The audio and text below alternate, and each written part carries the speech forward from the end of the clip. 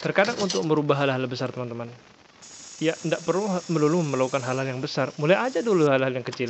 Nah, itu dia yang akan kita bahas video kali ini, dan tonton sampai habis biar ngerti apa sebetulnya maksud video ini.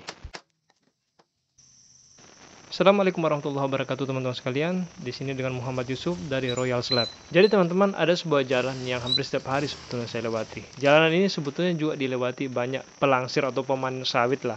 Dan jalanan ini ada jembatannya teman-teman. Iya, bukan jembatan besar lah. Ya maklum, kayak selokan. Dibuat dari kayu bekas, kayu kelapa yang dipotong langsung begitu. Dan kondisinya rapuh sekali. Sudah ya kayak kemakan rayap sebetulnya. Nah, satu waktu saya kepikiran, saya kan tahu kerja kayu. Kenapa ya saya tidak coba buat sesuatu? Ya kan saya juga yang lewat di jalan itu. Mudah-mudahan kalau saya bisa bikin jembatan bisa dinikmati oleh banyak orang. Dan saya juga enak kalau lewat situ. Nah, kalau teman-teman ingat video sebelumnya yang sempat saya bikin pintu WC dari kayu ulin, itu masih ada sisa bahan lah teman-temannya di rumah. Nah, saya coba pakai itu. Ya maklum, ini kayu ulin, kayu keras, sangat cocok sekali saya kira untuk bikin jembatan. Jadi kali ini misinya simple, kita bakalan bikin jembatan dari kayu ulin yang kiranya nanti akan bisa dinikmati banyak orang, ya termasuk saya juga yang nikmati.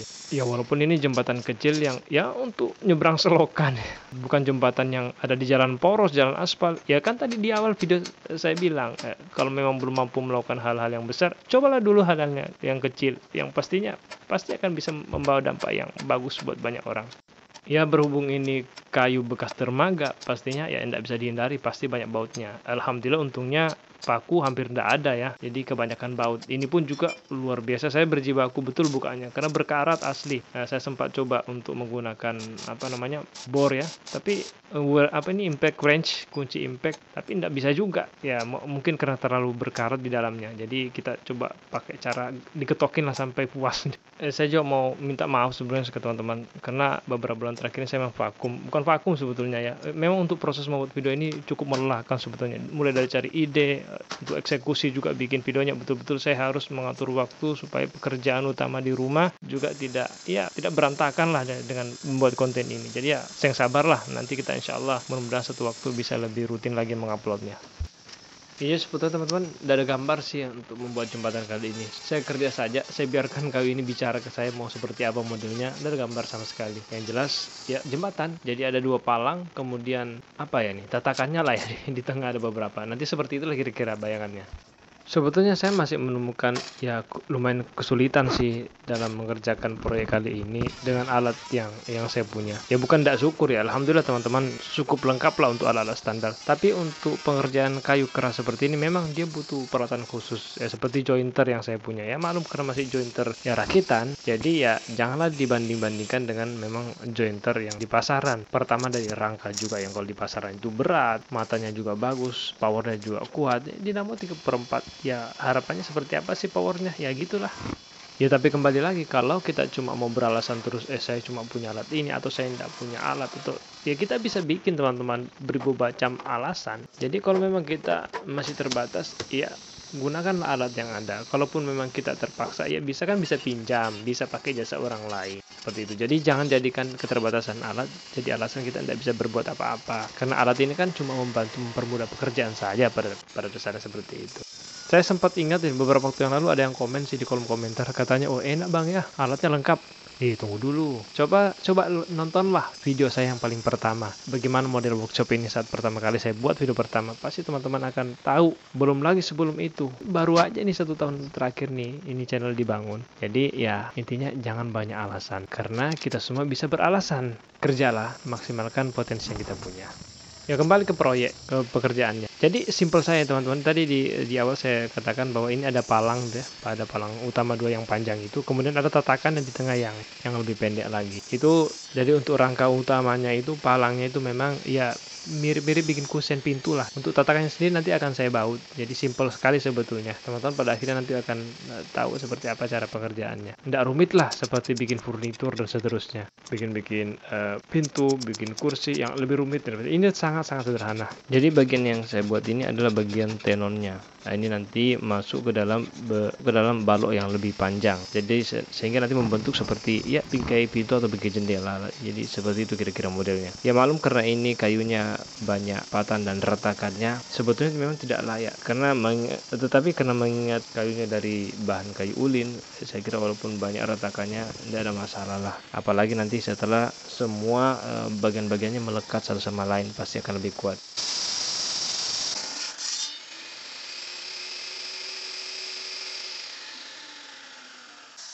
Ya saya sebetulnya minta juga ini ke teman-teman saran konten seperti apa untuk kedepannya nanti buat saya bikin.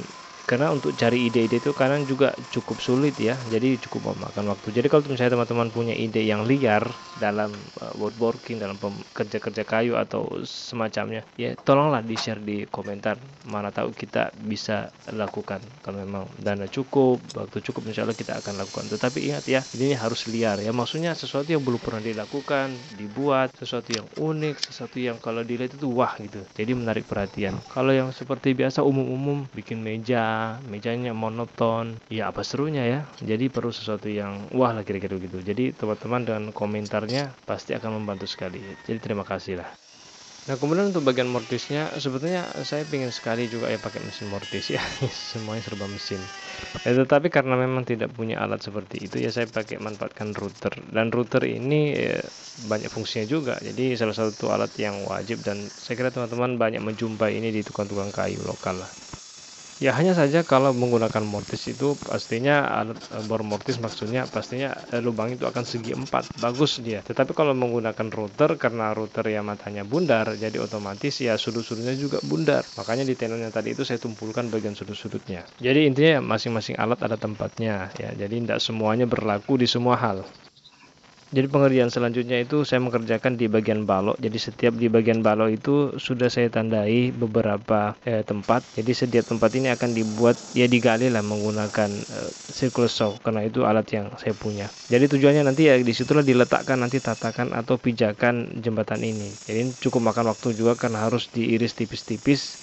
Jadi cara ini adalah salah satu trik ya bila kita ingin melakukan penggalian. Jadi daripada menggunakan pahat, lebih baik diiris tipis-tipis seperti ini. Nanti kalau sudah didapati lebar tertentu, barulah dicongkel satu-satu. Mudah kok terbuka serpihan-serpihan kayunya.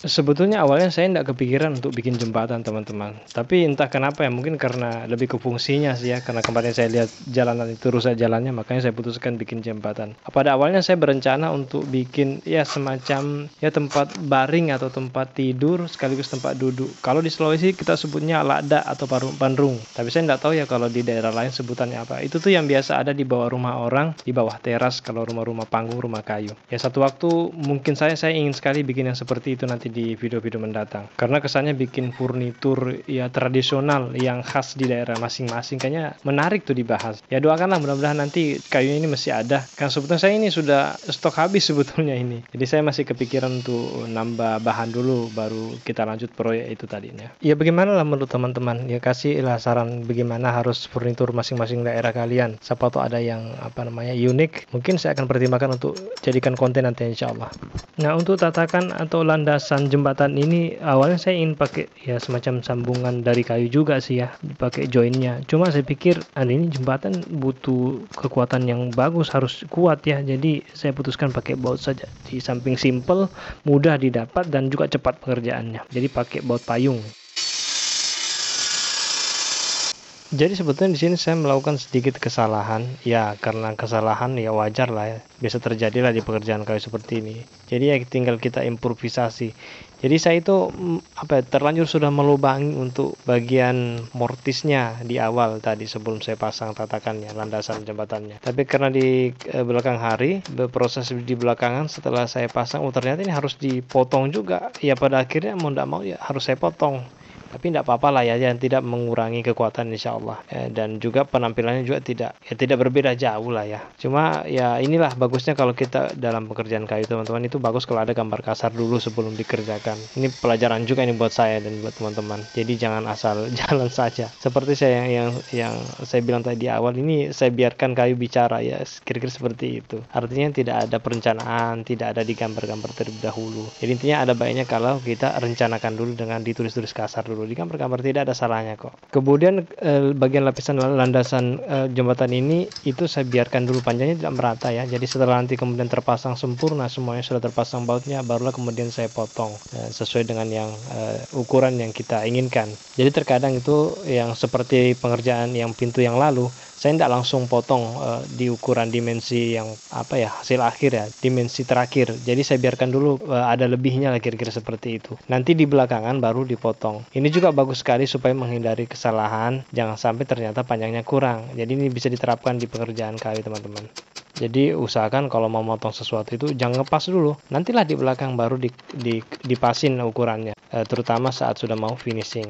Nah kemudian untuk pengamplasan sendiri ya maklum karena ini jembatan, saya pikir tidak perlu saya habiskan waktu untuk mengamplas sampai halus seperti furnitur. Saya kira cukup diamplas halus seadanya saja lah, secukupnya. Cuma sedikit ada saya bagikan teknik ke teman-teman. Ini ada, karena ini jembatan ya, saya pikir secara logis mungkin bagus kalau permukaannya agak kasar. Maka saya coba akali dengan saya sikat menggunakan sikat gerinda. Jadi dengan begitu tampilannya akan lebih kasar. Jadi urat-urat kayu itu lebih nampak lah ya. Jadi sama sekali saya tidak amplas menggunakan mesin amplas bagaimana dulu waktu mengerjakan pintu. Jadi cukup dengan sikat gerinda sudah cukup. Setelah dirasa sudah cukup disikat menggunakan sikat gerinda ya, barulah kemudian diamplaslah sedikit. Iya, jadi sedikit informasi tambahan. Sepengalaman kami dalam menggunakan sikat gerinda ini perlu kehati-hatian yang tinggi, karena ini kawannya terlempar-lempar ke sana kemari ini sampai nempel di celana ya. Jadi sekali lagi tolong hati-hati, berbahaya sekali pakai kacamata ya. Ya soalnya tidak ada mata yang dijual teman-teman sekalian. Nah kemudian untuk finishing kali ini teman-teman, kita akan menggunakan produk dari Propan, yaitu Propan Deck Lasur, sekaligus juga sebagai sponsor di video kali ini teman-teman.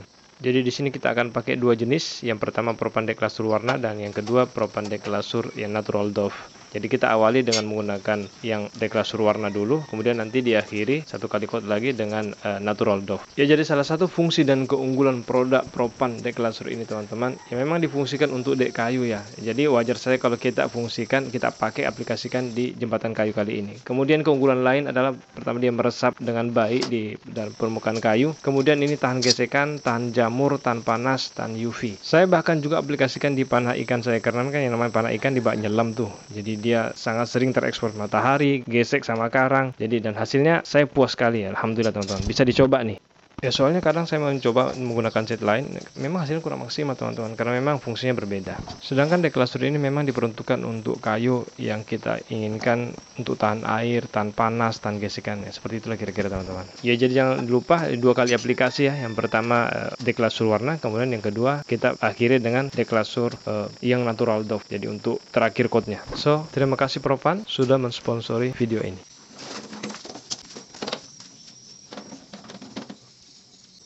Ya bila teman-teman merasa bahwa video ini mendatangkan manfaat, menambah informasi, saya sangat berharap buat teman-teman supaya bisa menekan tombol subscribe. Karena dengan cara itu channel ini bisa berkembang dan kami bertambah semangat dalam melanjutkan atau membuat konten-konten yang lebih seru lagi ke depannya. Jadi saya kira subscribe tidak makan biaya, hanya perlu dipencet saja. Ya itu saja. Ya, intinya terima kasih buat teman-teman yang sudah mau subscribe di channel Royal Slab ini. Ya, teman-teman tahu enggak, sebetulnya saya bikin jembatan ini tuh saya enggak pernah izin ke yang punya kebun atau yang selokannya saya mau gunakan nanti untuk memasang. Jadi setelah ini jembatannya sampai di sana, barulah kemudian saya cari yang punya kebun, kemudian saya minta izin ke beliau.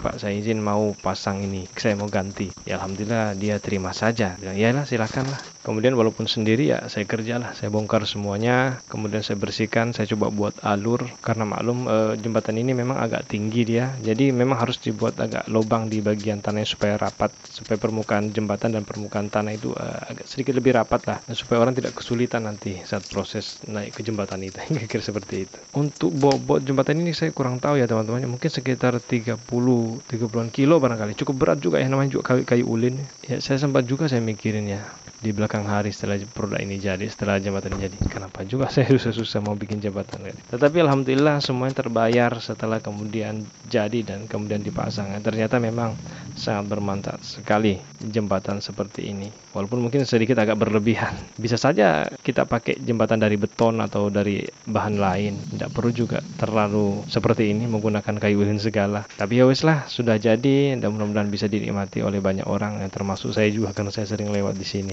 Nah, karena ini kayu-kayu terakhir, saya tidak tahu teman-teman di proyek-proyek mendatang apakah saya masih bisa punya akses bikin sesuatu pakai bahan kayu ulin seperti ini, karena susah sekali dapatnya ya. Kita bukan tinggal di Kalimantan yang memang sumbernya kayu ulin seperti ini. Jadi yang tinggal di Kalimantan, beruntunglah kalian bisa manfaatkan kayu seperti ini. Ya ini kerjanya harus cepat karena jangan sampai nanti jembatannya belum jadi, ada orang yang mau lewat, jadi ya kebablasan kita ini. Ya bisa jadi terpaksa kita jadi bahan tontonan di sini. Ya terakhirlah teman-teman, sebelum ini nanti ada orang yang lewat, ini saya mau tanya bagaimana komentar kalian dengan apa yang proyek yang kita bikin kali ini. Sembari mikir ya, saya rebahan dulu lah untuk menikmati hasil. Sebenarnya ada banyak proyek yang saya mau lakukan juga ya, cuma ya memang terkadang harus disesuaikan dulu apakah kita mampu dari segi biaya, waktu dan seterusnya. Ya mudah-mudahan video ini bermanfaat teman-teman. Dan ini terakhir nih, kita perlihatkan ada orang yang mau lewat dan tetangga lah ya, dia mau bantu-bantu juga merapikan. Nah, semoga video ini bermanfaat. Insyaallah kita ketemu di video mendatang yang lebih seru lagi. Jangan lupa ya kasih komentar saran-saran furnitur yang mestinya kita buat di video-video mendatang, furnitur lokal lah yang mungkin ya, intinya saran kalian sangat dibutuhkan dalam pembangunan channel ini. Terima kasih teman-teman sekalian, mudah-mudahan bermanfaat. Sampai ketemu di video mendatang. Assalamualaikum warahmatullahi wabarakatuh.